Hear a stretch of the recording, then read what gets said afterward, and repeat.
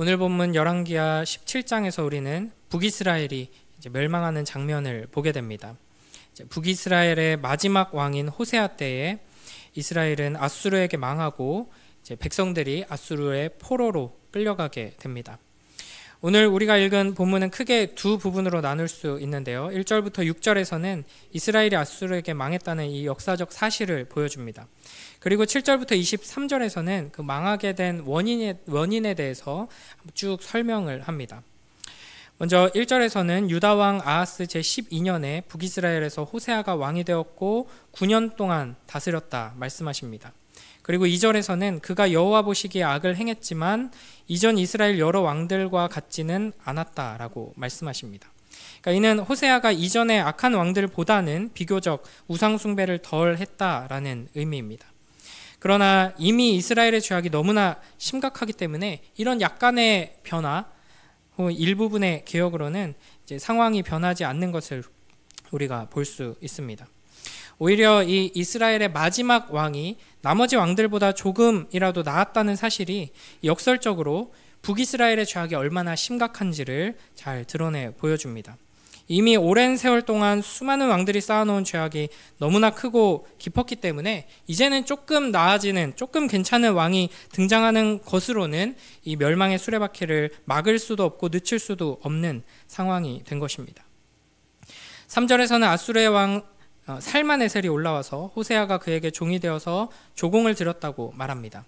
그런데 4절에서 이제 갑자기 상황이 바뀌면서 호세아가 아수르에게 반기를 듭니다. 먼저 호세아는 애굽의 왕 소에게 사자를 보내고 이제 애굽과 동맹을 맺고 애굽의 원조를 받아서 이제 아수르의 이 영향력에서 벗어나고자 합니다. 그리고 나서 이제 매년 아수르에게 보내던 조공을 보내지 않았던 것이죠. 이에 아수르 왕은 호세아를 잡아서 감옥에 감금합니다. 이렇게 이스라엘의 마지막 왕인 호세아는 이제 아수르에 의해서 생을 마감하고 이스라엘 왕조가 막을 내리게 됩니다. 당시 유다에서 활동하던 이사야 선지자는 애굽에 의존하지 말고 하나님을 의존해야 한다라고 계속 외쳤습니다. 하지만 호세아는 하나님이 아닌 이제 애굽을 의지하였고 이제 그 시도는 실패했죠. 아수르는 호세아를 폐위하고 나서 이스라엘로 쳐들어와서 이제 이스라엘을 점령하고 마지막엔 이 사마리아 성을 3년이나 포위하고 공격해서 함락합니다. 결국 호세아 9년인 주전 722년에 이스라엘이 패망하고 백성들이 아수르의 포로로 끌려가게 되는 것이죠. 호세아는 애굽을 의지하여서 아수르의 압제에서 벗어나고 좀 더 나은 상황을 만들어 보려고 했지만 그 시도가 오히려 이제 이스라엘과 자신의 멸망을 앞당기는 결과를 가져왔습니다. 역설적으로 호세아 이 왕의 이름의 뜻은 구원자였습니다. 그러나 자신과 백성을 이제 파멸로 이끌 수밖에 없었던 것이죠. 이런 장면들이 우리는 이제 계속 이제 이스라엘 역사 속에서 반복되는 것을 보게 됩니다. 그리고 이런 장면들을 통해서 하나님께서는 계속해서 반복적으로 세상을 의지하려고 하지 말아라. 조금 더 나은 것을 선택하려고 아무리 지혜를 짜내고 이제 노력을 해도 더 나은 상황이 오는 것이 아니다. 나에게로 돌아와라 하는 메시지를 이스라엘에게 그리고 우리에게 계속해서 들려주십니다.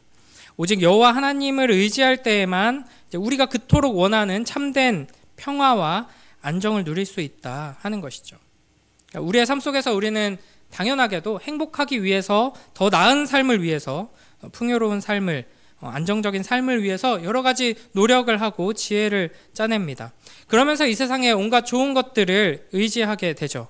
그러나 아무리 돈이 많아도 아무리 큰 능력을 갖추어도 또 아무리 대단한 세력의 도움을 받아도 우리는 우리가 그토록 원하는 참된 평화를 얻어낼 수는 없습니다. 그러므로 우리는 이 이스라엘의 역사를 통해 교훈을 얻어서 아수르와 애굽 사이를 왔다 갔다 하는 그런 어리석은 삶을 그만두어야 할 것입니다. 그러니까 세상 속에서 무엇을 의지해야 할까, 무엇을 선택해야 할까 아무리 고민하고 꾀를 내고 해도 정답을 고를 수 없습니다. 이 세상에는 답이 없기 때문이죠. 그러므로 우리는 단순히 이 세상 사람들보다 더 지혜롭고 더 나은 선택을 하기 위해서가 아니라 이 세상 사람들과 전혀 다른 선택을 하기 위해서 기도하며 하나님을 붙들어야 할 것입니다. 오직 여호와 하나님을 의지하고 신뢰하며 하나님께서 우리에게 주신 이 언약의 축복 안으로, 영원한 말씀 안으로 돌아가는 것만이 유일한 소망입니다. 진정한 행복, 참된 평안, 영원한 축복은 우리의 노력이나 남들보다 조금 더 나은 선택으로 얻어낼 수 있는 것이 아님을 우리가 항상 기억하며 완전히 다른 선택을 하는, 오직 여호와 하나님만 붙들고 의지하여서 그 하나님의 은혜 안에서 우리의 존재 자체가 변화되는 은혜를 누리는 복된 우리 모두가 되길 주님의 이름으로 축복합니다. 그래서 예수님께서는 누가복음 9장 23절에서 이렇게 우리를 부르십니다. 아무든지 나를 따라오려거든 자기를 부인하고 날마다 자기 십자가를 지고 나를 따를 것이니라. 아멘. 그러니까 이 세상 사람들이 원하는 것보다 조금 더 나은 것, 이 세상 사람들이 선택하는 길보다 조금 더 나은 길로 우리를 부르시는 것이 아니라 정반대의 길로 우리를 부르십니다. 그러니까 우리의 존재 자체가 완전히 뒤집어지지 않고서는 우리는 그 십자가를 사랑하고 십자가를 아름답게 여기며 따라갈 수 없는 것이죠.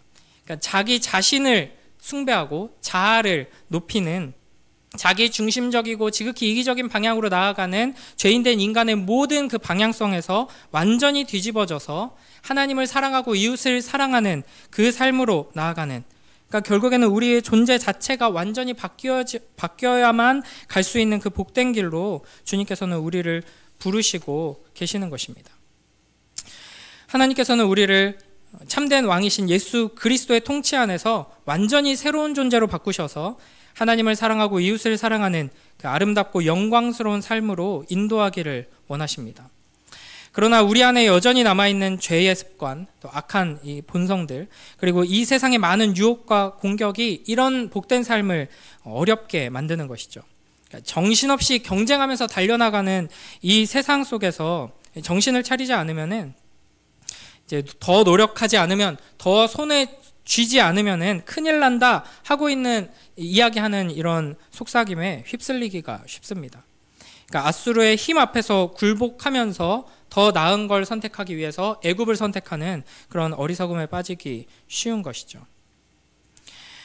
호세아는 아수르 앞에 납작 엎드려서 자비를 구했지만 아수르는 우리에게 사랑을 베푸는 왕이 아니었습니다. 우리를 착취하고 짓밟을 뿐이었죠. 그래서 거기서 벗어나기 위해서 애굽을 선택했지만 다른 왕들도 마찬가지입니다. 그러므로 우리에게 필요한 유일한 것은 우리를 사랑해서 자기 자신을 내어주시는 진정한 왕이신 예수 그리스도인 것입니다. 오직 예수 그리스도만을 왕으로 섬기며 그 통치 안에서 참된 평화와 축복을 누리는 우리 모두가 되길 주님의 이름으로 축복합니다. 그리하여서 이 세상에서 어떻게든 더 나은 선택을 해서 행복하기 위하여서 애쓰지만 소망을 발견하지 못하고 허무한 인생을 살아가는 이 세상에게 우리가 예수 그리스도의 통치 안에 영원한 소망과 행복이 있음을 보여주는 복된 복의 통로가 되길 주님의 이름으로 축복합니다. 이어서 7절부터 23절을 보면 이 이스라엘의 멸망에 대한 일종의 신학적인 해설이 쭉 펼쳐집니다. 이스라엘이 망한 이유는 이스라엘 자손들이 여호와 앞에서 죄를 지었기 때문이죠.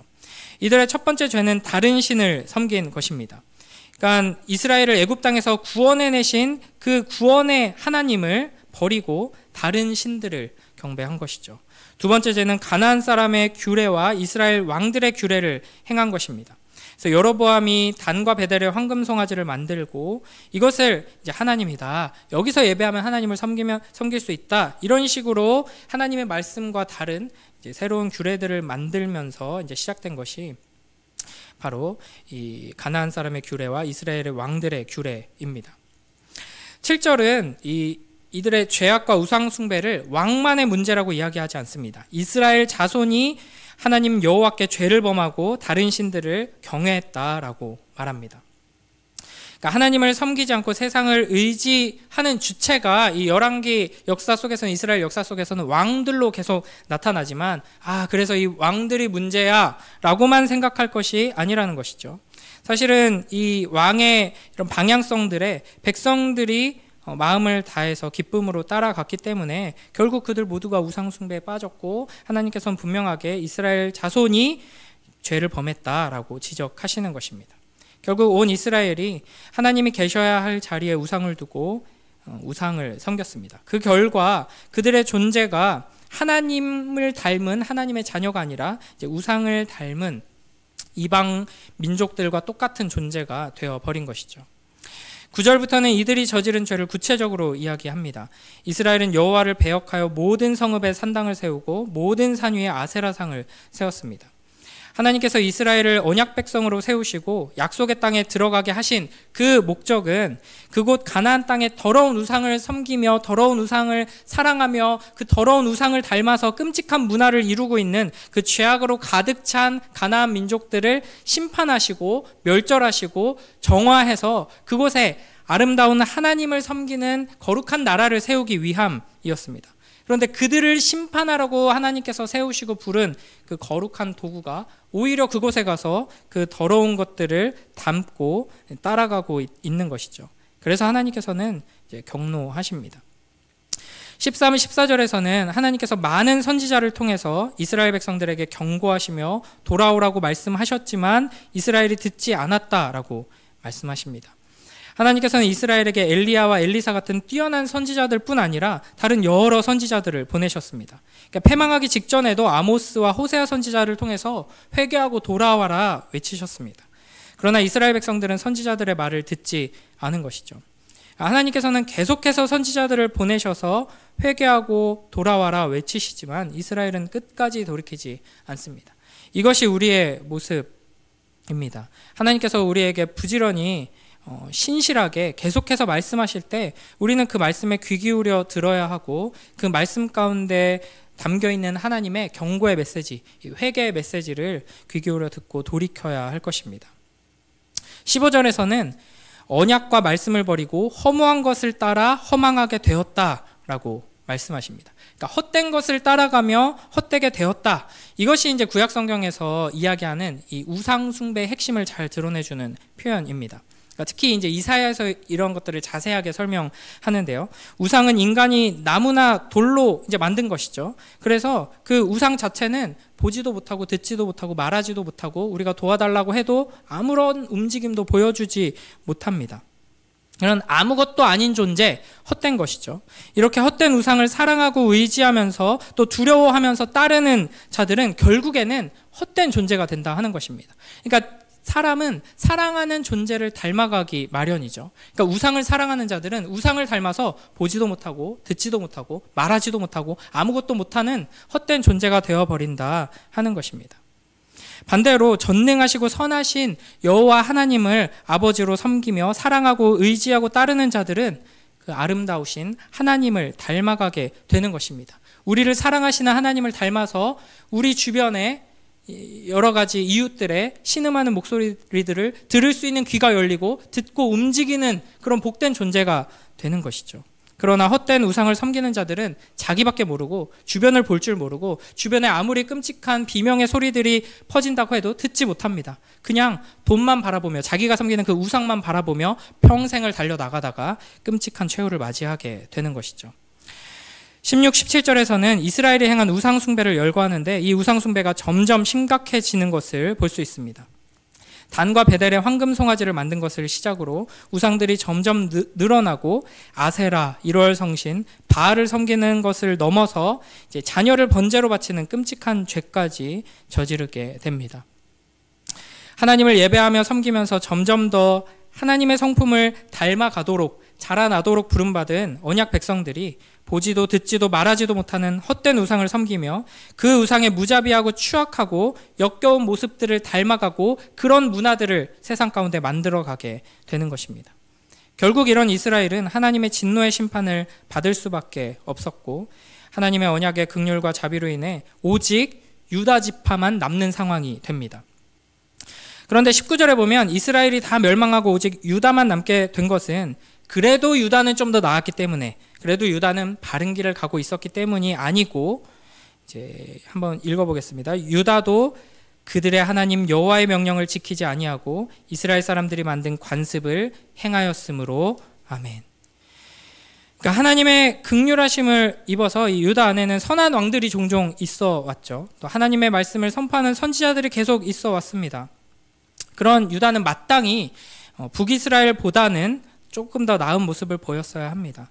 그러나 유다는 하나님께 영향을 받아서 북이스라엘에게 경고가 되고 모범이 되는 그런 역할을 하기는커녕 오히려 북이스라엘의 영향을 받아서 똑같이 우상 숭배에 빠지고 악을 행했습니다. 결국 하나님께서는 이스라엘을 완전히 멸망시킴으로써 유다에게 최후 통첩을 내리십니다. 그냥 북이스라엘과 남유다 모두를 사실은 멸망시키셔야 마땅한 상황이었지만 이스라엘과 맺으신 언약에 따라서 신실하게 북이스라엘을 먼저 약속하신 대로 심판하심으로써 남은 유다가 교훈을 얻고 그제라도 회개하여 돌이킬 수 있도록 기회를 주시는 것입니다. 그러니까 우리가 이런 언약적인 관점에서 이스라엘 역사를 쭉 보면은 이제는 사실은 그냥 다 끝내셔야 마땅한데 또 기회를 주시고 또 기회를 남겨두시는 것을 계속 보게 됩니다. 20절과 23절에서 여호와께서 쫓아내다라는 표현이 계속 두 번 등장하는데요. 이는 이스라엘의 이 멸망이 레위기 26장과 신명기 28장에 하나님께서 이스라엘과 언약을 맺으신 그 시내산 언약에서 이미 예고하신 그 마지막 저주의 약속에 해당한다는 것을 볼 수 있습니다. 하나님께서는 이스라엘이 순종하면 이러이러한 축복을 받을 것이다 라고 약속하셨고 불순종하면 전염병, 기근, 질병을 내려서 너희를 징계할 것이다. 그제라도 정신 차리고 돌아와라. 그래도 정신 안 차리면 이방 나라들이 너희를 공격하도록 내가 내버려 둘 것이다. 그제라도 정신 차리고 돌아와라. 그래도 정신 안 차리면 쫄쫄 굶어가지고 이제 죽어나가게 될 것이다. 그제라도 돌아와라. 그래도 정신 안 차리면 너희는 이제 약속의 땅에 있을 자격이 없다. 내가 쫓아낼 것이다. 라고 약속하셨는데 그 약속하신 대로 결국에는 마지막 징계, 마지막 저주까지 이스라엘이 받게 되었다 하는 것입니다. 이 완악하고 패역한 이스라엘의 모습이 바로 모든 죄인들의 모습이고 우리의 모습이다 하는 것을 우리가 기억해야 할 것입니다.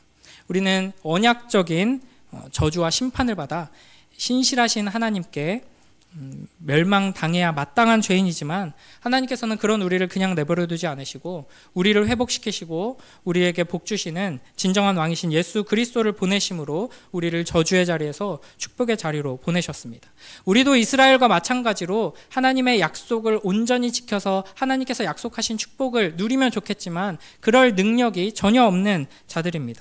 그런 우리를 예수 그리스도께서 통치하고 다스리심으로 또 예수 그리스도께서 이루신 그 순종을 통해 언약적인 축복을 누리게 하시는 것입니다.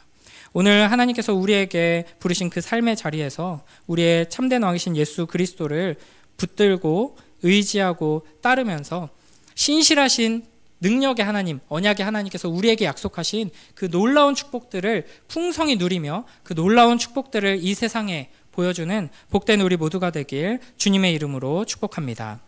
기도하겠습니다. 하나님 아버지 감사합니다. 너무나도 완악하고 어리석은 죄인인 우리들에게 계속해서 말씀하시고 계속해서 하나님의 역사를 보여주시고 하나님 품으로 우리를 이끄시기 위해 신실하게 일하시니 감사합니다.